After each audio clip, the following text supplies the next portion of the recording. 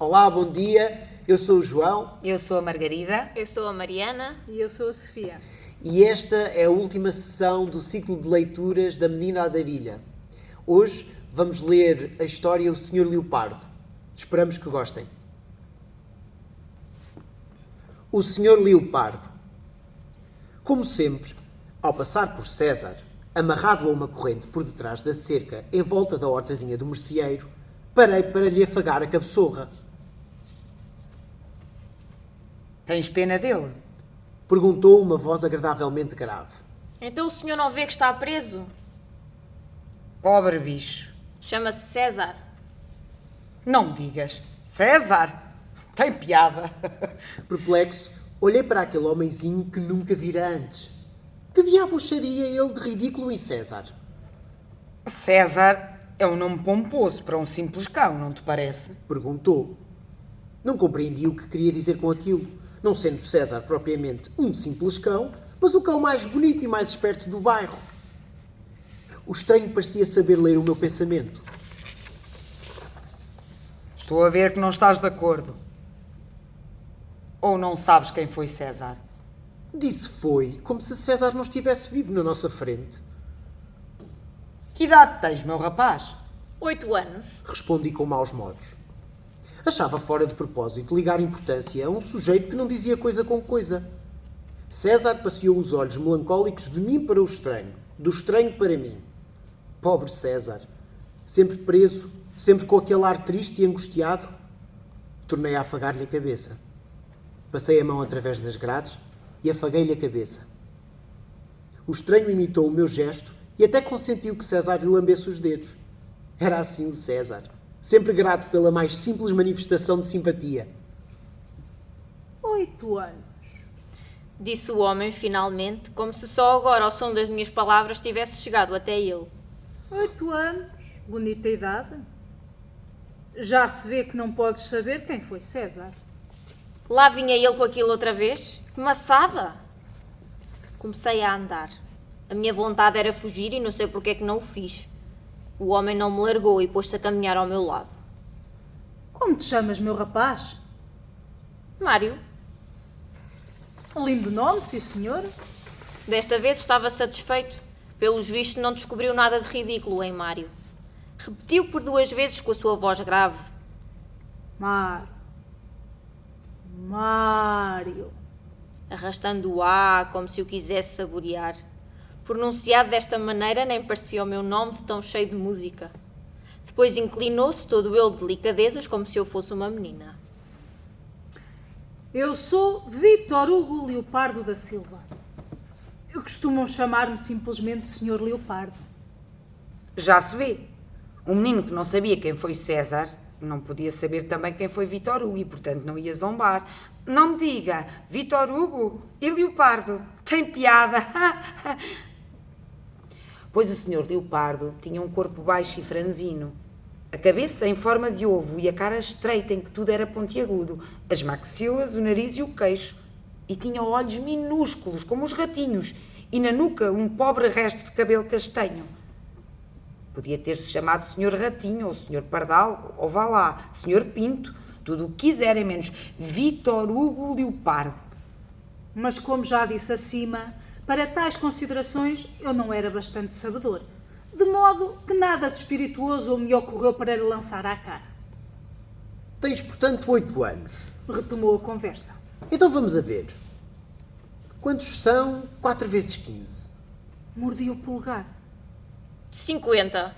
Ai, fraco com matemática, hein? Um jeitinho e acertarás. 4 vezes 10 são... 40. E 4 vezes 5? 20. E agora, 40 mais 20. 60. Que ideia absurda é esta de me fazer um exame no meio da rua? Ótimo, ótimo. A coisa mais simples deste mundo, não achas? Acho. Não me pareces muito convencido. E sem fazer pausa passou a exclamar. Que lindo que isto é. Depois respirou fundo. Virou-se para todos os lados. Também ergueu o olhar para as nuvens. Estou aqui há 2 dias. E nunca tinha vindo antes. Perguntei admirado, pois parecia-me coisa estranha alguém nunca ter vindo ao meu bairro. Depois virei-me, tal qual ele fizera, para todos os lados e ergui o olhar para o céu. Procurei ver com os olhos do estranho, processo que mais tarde se me tornaria hábito e me daria a ilusão de ver, pela primeira vez, coisas já saturadas de tão conhecidas e familiares. Mas nessa tarde, em que conheci o Sr. Leopardo, ainda não era capaz de descobrir fosse o que fosse de inédito no meu mundo habitual. Os meus olhos, fingindo serem os olhos de outrem, viam o mesmo bairro de sempre, com os prédios cinzentos, todos iguais, e as ameixoeiras bravas de folhas roxas. Não. Nunca cá tinha vindo. Disse o homem. De novo, respirou fundo e o tronco delgado dilatou-se-lhe. Deveras um sujeito curioso, que se parecia como um ratinho, inchava como um sapo da fábula e se chamava Vítor Hugo Leopardo da Silva. O Sr. Leopardo morava num terceiro andar, em casa da Dona Ermelinda, que alugava quartos. Nós morávamos no segundo andar do mesmo prédio. Quando o visitei pela primeira vez, mais por curiosidade infantil do que por simpatia, encontrei-o à janela a respirar fundo. Para que é que o senhor faz isso? Isso o quê, Mário? Assim? Respirei fundo, retive a respiração e fiquei encarnado. Porque faz bem aos pulmões. Os ares aqui são puros, não são empestados como os do bairro onde eu morava. O senhor morava num bairro empestado? Eu mal sabia o que queria dizer empestado, mas sentia gozo em pronunciar uma palavra com sabor a coisa feia. Morava, sim, senhor. Para cúmulo em Lisboa, que é uma cidade enorme e airosa. Conheces Lisboa? Disse-lhe que não, com a cabeça. Pois então não sabes o que perdes. Tem avenidas largas, com casas cor-de-rosa e verde claro, tão bonitas que nem podes fazer ideia sequer. Mas para mal dos meus pecados não morava nelas. Morava numa vielazita onde as casas de um lado dão com o nariz nas do outro. O ar é espesso. Pode cortar-se à faca. O espanto que leu na minha cara fê-lo exclamar. Espesso como o fumo das chaminés das fábricas e negro como a noite. Julgo que nem por sombras adivinhava a imagem horrorosa que aquela descrição despertava em mim. Via gente com facalhões na mão, a lutar desesperadamente contra muros de fumo negro, ofegando e tossindo por não poder respirar. O Sr. Leopardo, funcionário da Fazenda Pública, anotava algarismos 8 horas por dia num livro grosso.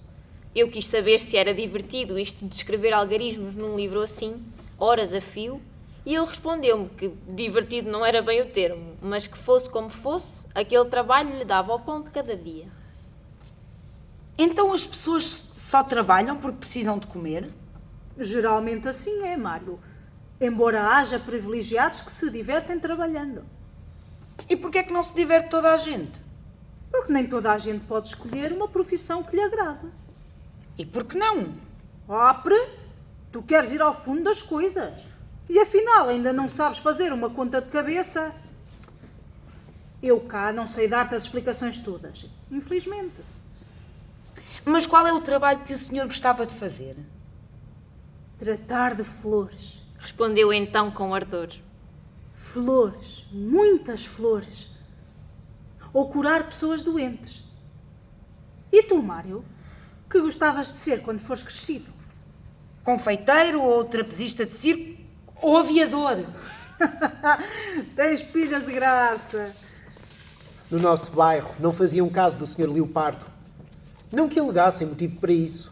Simplesmente não lhe descobriam atrativos. Deixavam-os indiferentes. E, quando muito, trocavam com ele algumas frases apressadas na escadaria do prédio, na loja do bairro ou no bocage, onde ele tomava todas as noites depois do jantar o seu café, sem se demorar mais do que 10 minutos. Ia para o serviço de pasta rigidamente segura na mão e de chapéu geometricamente centrado na cabeça. Não deixara por certo amigos em Lisboa, pois, segundo informações da Dona Ermelinda, não recebia cartas de ninguém, o que, aliás, deve ter sido a causa da nossa aproximação, cada vez maior, porque também eu vivia numa vida sem ternura. Tornou-se nosso hábito dar-nos, nas tardinhas sem chuva, um passeio pelo campo que ficava por trás do bairro e que hoje está transformado em outro bairro, mais ou menos igual ao nosso. Mas nessa altura ainda estava coberto de searas, de relva, de flores e tinha 2 chopos, onde, nas estações quentes, se instalavam os pássaros. Mentiria se afirmasse que estes passeios me davam sempre prazer. Bastava o Sr. Leopardo ser um sujeito irregular e ter dias em que não falava, caminhando devagar com as mãos cruzadas atrás das costas, respirando fundo. E outros dias, piores ainda, em que falava de assuntos ininteligíveis, com os olhos de ratinho fixos no horizonte, como se lá houvesse coisas extraordinárias. Se numa ocasião assim lhe ocorresse dirigir-me uma pergunta, era escusado responder, pois nem sequer esperava pela resposta ou nem a ouvia. Aquela pergunta não me era destinada, mas simplesmente atirada ao ar como uma bola de sabão que rebenta sem deixar vestígios. Dir-se-ia que ao Sr. Leopardo escapava a minha presença e incomodava-me saber, junto de mim, alguém que afinal não estava junto de mim. Chegava a detestar este Sr. Leopardo, empertigado e ausente, e preferia 1000 vezes o outro, o taciturno, de mãos cruzadas atrás das costas. Mas havia dias, e é justo dizer-se que eram mais do que os outros, em que se mostrava expansivo e jovial e se interessava vivamente pela minha pessoa. Então o nosso entretenimento mais apreciado era um jogo inventado por mim. Um de nós começava a contar uma história. A começar já se vê com "era uma vez". Parava depois de 3 frases, para que o outro apanhasse o fio e juntasse mais 3 frases. Depois voltava a ser a vez do primeiro e assim por diante. Este jogo entusiasmava-nos de tal forma que andávamos de um lado para o outro aliados de tudo o resto. Eu queria um happy end para as histórias, mas o Sr. Leopardo protestava energicamente e preceituava que na vida nem tudo acaba bem, muito pelo contrário, muitas vezes acaba bastante mal. Tal conceito, porém, contrariava os meus desejos e sonhos. Não me apetecia dar-lhe crédito e defendia-me obstinadamente como se disso dependesse o meu futuro. Não cedia nem uma vez que fosse. E se o Sr. Leopardo tencionava acabar uma história, por exemplo assim: infelizmente o rapaz, por mais que procurasse a linda rapariga, não a encontrou, eu, expedito, acrescentava mais 3 frases como estas. Mas um dia aconteceu fazer uma grande viagem para uma terra desconhecida e chegou a uma cidade com ruas largas e floridas e viu de repente a linda rapariga e todo feliz correu para ela. Resultado, o Sr. Leopardo não tinha outro remédio senão rematar com um happy end, o que fazia não sem suspiros e protestos. Não está certo. Histórias destas chegam a ser ridículas. A realidade é diferente. Mas, Sr. Leopardo, estamos a contar histórias e não a jogar à realidade. As histórias devem ser tal e qual a realidade. De contrário, não tem esse sentido. Mas fadas e bruxas também não as há na realidade, ou há? Não faças perguntas tolas, Mário. Claro que não as há. É por isso mesmo que histórias com fadas e bruxas não têm sentido, são estúpidas e feias. Não são feias, são bonitas. Gostos não se discutem. Outras vezes tratávamos de flores. As flores não se deviam cortar levianamente para as deixar morrer em jarras e jarrinhas. As flores pertencem à natureza. Era assim que dizia o Sr. Leopardo, adversário feroz dos ramalhetes. Terminantemente, só consentia que se cortasse uma flor de cada espécie com o fim de a estudar. De mãos cautelosas e maternais desprendia pétala por pétala, mostrando-me o cálice, os carpelos e estames. Abria depois a antera e deitava o pólen sobre as costas da minha mão, de onde o vento o levava. O Sr. Leopardo costumava comparar as flores aos homens e aos seus caráteres. A seu ver, a margarida personificava candura e franqueza, e a papoila, impostura e perfídia. Era-me fácil compreender e sentir a candura e a sinceridade da margarida. Mas a papoila, vermelha e quente, encantava os meus olhos e sugeria-me a estranha sensação de um amor longínquo, misterioso, apetecível. E eu disse: Tem uma cor tão linda. Disparate! repreendeu o Sr. Leopardo. É justamente na garridice que reside a impostura da papoila. Meu filho, desconfia do brilho, que pode ser emposteiro. Apesar do aviso, eu nunca deixei de gostar da papoila. O trêmulo bulbul comparava-o a simpáticas velhinhas e as camélias do jardim de um antigo solar às damas sensíveis e delicadas. Mas eu não concordava também com isto. O bulbul sugeria-me bailarinos e as camélias, senhoras de rostos frios que passam ao pé das crianças sem as verem. Olha, O Sr. Leopardo sabia por vezes falar num tom condescendente e paternal. é preciso não esquecer que nunca viste bailarinos artistas e que nada sabes das senhoras de rostos frios. Era raro o Sr. Leopardo falar do seu passado. E afinal, para que o havia de fazer, se eu, pelas frases isoladas e surgidas incidentalmente, já ficara a saber o essencial? Viera de um bairro empestado, com casas que davam com o nariz umas nas outras, perder os pais aos 10 anos e passar a infância desde então num orfanato. Com esse instinto tão característico das crianças, eu pressentia a sua relutância em mergulhar nas recordações e não fazia perguntas. De resto, não me interessava grandemente fazê-las, porque um homem sem família nem amigos devia ter muito poucas coisas engraçadas para contar. Em contrapartida, falava-me por vezes dos seus desejos e sonhos. Quem me dera ver ao menos uma só vez os montes da Suíça. Que têm de especial esses montes, Sr. Leopardo? São de uma altura inconcebível. O meu amigo esticou o pescoço, ergueu o queixo e olhou para o céu, como se avistasse lá em cima o cume dos tais montes. Têm pontas como as agulhas das catedrais góticas. Mas que sabes tu de catedrais góticas? Têm neve todo o ano e nas encostas há aldeiazinhas tão asseadas, tão lindas, como brinquedos de meninos ricos. Para que lado fica essa terra? Já me tinha esquecido o nome. A Suíça, Mário. A Suíça. Fica para além da Espanha e da França. Ena? Como vês, é longe. E quem ganha pouco dinheiro nunca lá pode ir. Ver os montes da Suíça é o seu maior desejo, Sr. Leopardo. O maior talvez não seja.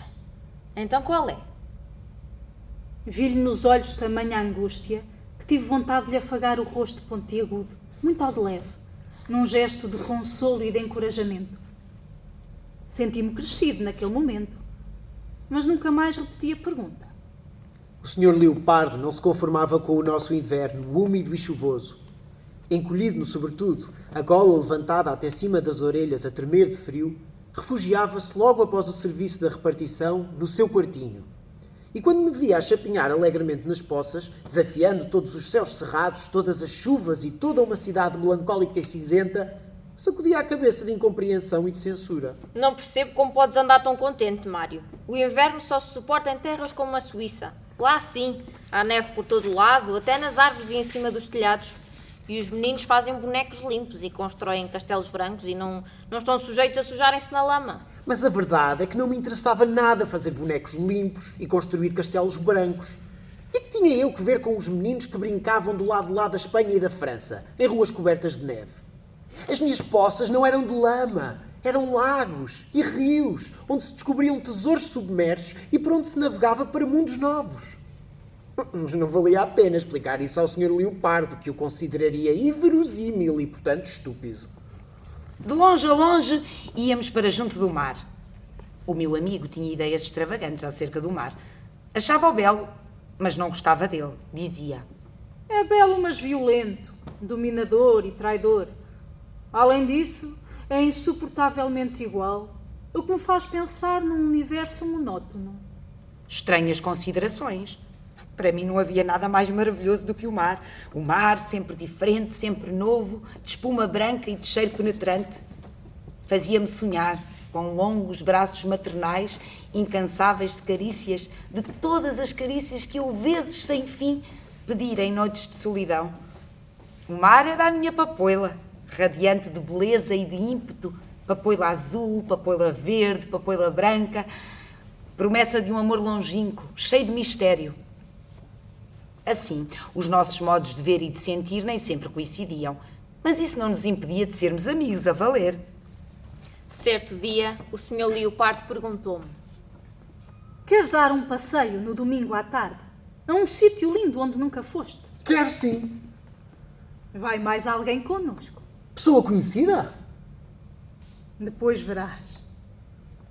Os olhos de ratinho pestanejavam divertidos. Espera por nós na encruzilhada às 3 horas. Estava uma tarde de maio luminosa, quando eu, às 3 em ponto, esperava na encruzilhada. Quem mais irá connosco? Afinal, o Sr. Leopardo não tinha amigos além de mim? Ou sempre teria algum em Lisboa que viera visitá-lo? E por que não me quis dizer de quem se tratava? Enquanto assim cismava, viu descer a Rua da Bela Vista. Credo! Podia lá ser! O Sr. Leopardo vinha com a Ema dos Correios! Por amor de Deus! Que queria ele com esta girafa antipática ao lado de quem parecia ainda mais pequeno do que já era? E porquê é que vinha de chapéu à banda? Cerrei os dentes de raiva. Apetecia-me chorar de decepção. Mário? Aquela voz sempre tão suave. Já conheces a Dona Ema, não é verdade? Conheço. Ainda por cima senti-me corar. Mas para que fazia ele uma pergunta tão tola se não havia no bairro quem não conhecesse aquela amassadora que punha toda a gente em desespero e alvoroço com as suas eternas rezinguices?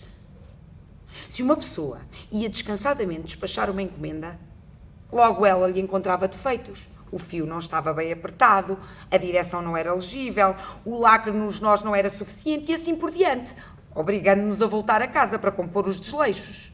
Vinha toda espalhafatosa. Nunca lhe tinha visto aquele chapéu preto de aba larga, com um molhinho de cerejas mais vermelhas do que o natural. Também não lhe conhecia o vestido cor de milho, salpicado de cravinhos cor-de-rosa. Esta ema multicor fazia-me lembrar um tapete que havia em casa da minha madrinha e onde eu não me podia pôr os pés, quando lhe fazia a visita obrigatória no meu dia de anos para cobrar a minha invariável prenda de 200 escudos. Meteram-me no meio e deram-me ambos as mãos. Quando passeávamos sozinhos, o meu amigo nunca me levava pela mão. Caminhávamos livres, um ao lado do outro, como autênticos camaradas. Agora desceram-me impiedosamente à categoria de menino pequeno e eu ia todo torcido, pendurado entre eles, porque a mão do Sr. Leopardo ficava muito mais abaixo do que a da Ema dos Correios. Imagino que os meus braços se pareciam com o eixo de uma balança, com pesos diferentes nos braços. O Sr. Leopardo perguntou-me medonhamente paternal. Então, meu filho, os deveres estão feitos? Quase todos. Nunca antes o achara tão embirrento. Nem sequer quando ia passear comigo sem dar por mim. Só quase? Então o que ficou por fazer? Não me digas que são as contas. As contas já as fiz. Nossa Senhora! Quem me dera ter coragem para fugir. Entretanto, tínhamos subido para o autocarro, onde fiquei sentado entre os dois. E como quem não quer perder o fio da conversa, o Sr. Leopardo disse por cima da minha cabeça para a Ema dos Correios, numa voz que até enjoava de doçura. É que o nosso Máriozinho não é forte em contas. Verifiquei-o logo na primeira hora em que nos conhecemos. Não é verdade, meu rapaz? Não me lembro. Escusado dizer que me lembrava muito bem. As crianças são assim. A voz derretia-se. Esquecem depressa. E a girafa sorriu toda ela. É por isso que são mais felizes do que nós. Este disparate não o disse, aliás, como quando falava, através do guichê dos Correios, de cara fechada e de mau humor. Pelo contrário, disse-o com meiguice, como se o Sr. Leopardo também fosse criança e precisasse de mimo. Olhei-a com o rabo do olho e descobri nela algo de novo.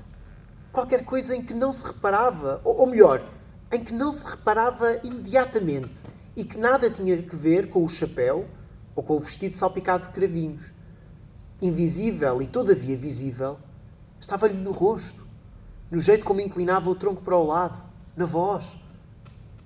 Por sua vez, o olhar do Sr. Leopardo era como quando sonhava com os montes na Suíça. Comecei a sentir-me só, como acontece quando nos sabemos a mais. Gosta de crianças, Ema? Ouvi perguntar aquela voz terna como nunca antes a ouvira. Oh, sim. Gosto muito. Ela respondeu com entusiasmo, carregando-no muito e acariciando o meu cabelo. Era demais. A rabugenta da Ema dos Correios, com quem antipatizava todo o nosso bairro, a afirmar gostar de crianças. E o Sr. Leopardo a olhar tão embeiçado e tão crédulo para o seu rosto, como se estivesse encantado com uma flor rara. O sítio para onde nos levou era um relevado cheio de florinhas brancas, encostado a um alto onde abundavam giestas que penetravam o ar com o seu aroma doce. Que tal? Perguntou com essa satisfação com que as pessoas nos pedem o parecer sobre uma obra sua. Encantador. Exclamou a Ema dos Correios num tom que me soava afetado. Irritado, calei-me. De resto, a minha opinião deixara, pelos vistos, de interessar ao Sr. Leopardo, pois nem deu pelo meu silêncio. Pensei que teria sido melhor não me convidar para este incrível passeio. E para coroar a minha perturbação, propôs-me. Que dizes, Mário? Vamos cortar um ramo de giesta para a Dona Ema? Agora já não me restavam dúvidas. O Sr. Leopardo perdera a razão. Ele, o adversário feroz dos ramalhetes, ele que costumava sacrificar, quando muito, uma flor só de cada espécie, apenas para se maravilhar com a sua feitura, propôs agora, como se nada fosse, que cortássemos um ramo de gesta. E tudo isto por causa do estafermo dos correios. Entretanto, a nossa Ema descansa um bocadinho. Valeu? Boquiaberto ouvia aquilo e boquiaberto viu o Sr. Leopardo despir o casaco, estendê-lo com mil cuidados sobre a relva, não se importou com as flores brancas esmagadas, e apoiar a Dona Ema por debaixo dos braços. Vi, enquanto engolia corajosamente as lágrimas que me subiam à garganta, como ela se agachou, deixando escorregar o tronco para o lado. Os seus movimentos desprovidos de graciosidade chegavam a ser humildes e submissos. Gravara-se nitidamente na memória e ocorre-me compará-los com os de César, quando se lhe metia a mão através das grades para lhe afagar a cabeçorra. Por isso gostaria de os classificar de movimentos gratos. À medida que o Sr. Leopardo e eu colhíamos a giesta, íamos-nos afastando da Dona Ema. E mal eu estava certo de que não nos podia ouvir, tomei ânimo. Senhor Leopardo, o senhor até agora não me deixava cortar flores, nem sequer para a minha madrinha, que nunca me tem faltado com os 200 escudos no dia dos meus anos. Mudou de ideias? Destemido e impiedoso, endireitei-me como quem tem um trunfo na mão. Consegui o meu propósito e vi com satisfação maliciosa a cara do meu amigo fazer-se toda vermelha. Tão vermelha como as cerejas do chapéu de Ema. E vi as pupilas adejarem de um cantinho dos olhos para o outro como passarinhos espavoridos. Não te esqueças, Mário. Compreende que, bem vês, cada regra tem a sua exceção. Aliás, sabedoria velha, não é? E repara, hoje fazemos uma exceção e cortamos estes ramos porque a Dona Ema, coitada, ela tem de estar todo o santo dia no correio escuro e triste. E tu já lá foste levar cartas, não é verdade? E viste como aquilo é escuro e desconsolado. Tão poucas vezes ela pode sair para dar um passeio, nem nos domingos, coitada, tem amendoim. Não a podemos deixar ficar sozinha em casa todos os domingos, por isso eu julgo... Enfim, tu bem compreendes estas coisas, és inteligente, as flores... Este ramo de gesta vai-lhe dar um pouco de alegria. Falava com grande esforço, como quem parte lenha. E, efetivamente, vinham-lhe gotas de suor à testa. Como não repliquei coisíssima nenhuma àquelas palavras, que me pareciam pobres e indignas dele, aproveitou o meu silêncio para propor. Vamos juntar um bocado de feto. Dá-lhe muita graça. 2 ramos, radiosos de ouro e verde, caíram no regaço da Ema dos Correios. Que maravilha! Muito, muito obrigada. Exclamou. E ficou tão vermelha como há pouco o Sr. Leopardo. Nada mais restava dessa Ema de bata preta, que rabugenta, recusava, despachava e carimbava as encomendas. Uma rapariga de olhos brilhantes, num rosto corado, de regaço cheio de primavera, estava ali aos nossos pés. O chapéu de aba larga e o tronco magro recortavam-se negros contra o céu azul. Confesso que achei o quadro bonito. E de certo o Sr. Leopardo também, pois vi-lhe os olhos carregados de sonho. Muito mais carregados de sonho do que quando me falava dos montes da Suíça e dos castelos brancos que os meninos nórdicos lá constroem. Um ano depois, numa tarde de igual esplendor de maio, casaram.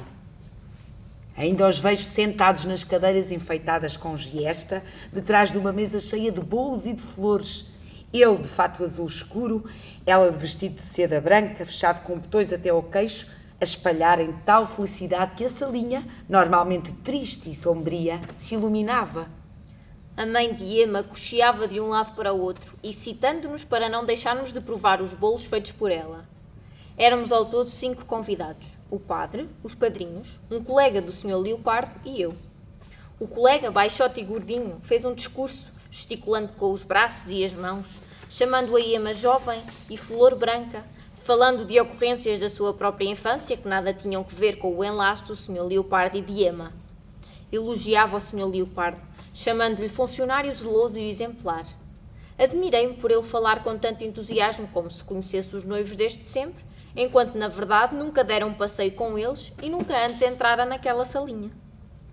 Obedecendo à recomendação da minha mãe, entreguei um embrulhinho à noiva, murmurando: muitas felicidades.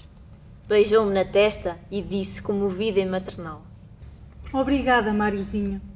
És bom rapaz. e o Sr. Leopardo deu-me umas palmadas desazeitadas nas costas, enquanto os olhos lhe brilhavam com tal intensidade que eu nunca vira brilhar olhos de ninguém. Compreendi então que o seu maior desejo se cumprira. O casal Leopardo da Silva ficou no nosso bairro, onde alugou o resto do chão à direita do prédio pregado ao nosso. Ao cabo de algum tempo, as mulheres não se cansavam de louvar a Emma, de antes tão embirrenta e agora risonha e prestável, que madrugava para fazer as compras no mercado, onde a essa hora comprava mais barato, que tinha a casinha num asseio impecável, que olhava pela roupa do marido como nenhuma outra e a quem ainda sobrava tempo para tomar conta de alguma costura de fora. Depressa e de boa vontade se esqueceram de quando se tinham consumido por sua causa. Já não era eu agora o melhor amigo do Sr. Leopardo. Passara a ocupar um lugar muito secundário na sua vida. Não voltámos a brincar às histórias, nem a examinar flores e a fazer considerações filosóficas da estranha beleza do mar. Contudo, a Dona Ema chamava-me quando me via passar. Convidava-me a entrar e oferecia-me uma fatia de marmelada ou de bolo. Também tive de festejar com eles o aniversário do Sr. Leopardo, em que havia jantar melhorado com vinho do Porto e doce de ovos a rematar. Passados alguns meses sobre o casamento, todo o bairro sabia. Emma esperava um bebê e o médico recomendara-lhe passeios ao ar livre. Víamo-los tarde após tarde sair para o campo. O Sr. Leopardo, baixo e franzino, a conduzir pelo braço a mulher alta e agora de porte quase majestoso, a ostentar o ventre inchado. Conduzia-a como quem conduz uma pessoa doente ou uma criança que aprende a dar os primeiros passos. As mulheres do bairro, com um ar de gente experimentada e sabedora, mas benevolente para com os principiantes, sorriam. Achavam tudo aquilo um exagero. Isto de ter filhos era uma coisa natural. Mais cedo ou mais tarde, quase todas tinham de passar por isto. A vida, no entanto, é caprichosa e reserva-nos surpresas. Quando chegou a hora difícil de Emma, o meu pobre amigo envelheceu mais de 10 anos à cabeceira da cama. Animava-a, segurava-lhe os braços e a cabeça, beijava-lhe as mãos com adoração e suplicava misericórdia a Deus. Mas Deus, depois de lhe ter cumprido o seu maior desejo, esquecera-o de novo. Emma deu a vida a um menino e perdeu todo o seu sangue como um animal a que se rasga o ventre. Despediu-se do Sr. Leopardo com um último sorriso e com as mesmas palavras daquela tarde de primavera, quando lhe lançámos 2 ramos de giesta no regaço. Muito, muito obrigada. Depois partiu para sempre, levando consigo o menino, como se receasse que este não soubesse enfrentar sem seu auxílio um mundo tão grande e complexo e, por vezes, tão cruel. E de novo, o Sr. Leopardo estava só. Só como naquele dia do nosso primeiro encontro, quando me perguntou junto das grades de César: "Tens pena dele?" Pobre homem, compadeceram-se as pessoas do bairro durante algum tempo. E pobre diabo, diziam mais tarde quando o viam de pasta na mão e de chapéu rigorosamente centrado na cabeça. Pouco a pouco deixaram de lhe prestar atenção especial. Voltaram a tratá-lo com a mesma indiferença dos primeiros tempos. E também eu, entretanto aluno da escola técnica e cheio de egoísmo juvenil, não me importei mais com esse homenzinho que tinha sido o meu grande amigo. Soube-se que ia deixar a cidade. E logo despertou nos habitantes do bairro a lembrança daquele dia em que ele sepultara toda a sua felicidade. Mais uma vez voltaram a contar a história da Ema dos Correios. Mais uma vez os olhos se lhes encheram de lágrimas de compaixão, assim como quando se escuta uma história triste dos tempos idos. Com simpatia apertaram-lhes as mãos e desejaram-lhe sorte para o futuro. Respondeu-lhes com um sorriso distante. E se alguém mencionava a boa Ema, só dizia: "Sim, sim." Não voltei a vê-lo. Nunca notícia alguma sobre o que lhe aconteceu me chegou às mãos ou aos ouvidos. Mas a sua história faz parte de mim, como uma lágrima faz parte da própria vida. Esperamos que tenham gostado. Aproveitamos para dizer que podem também já inscrever-se para uma outra atividade que dedicamos a Ele Celosa e que desta vez propõe caminhar com as suas histórias. Acompanhem-nos.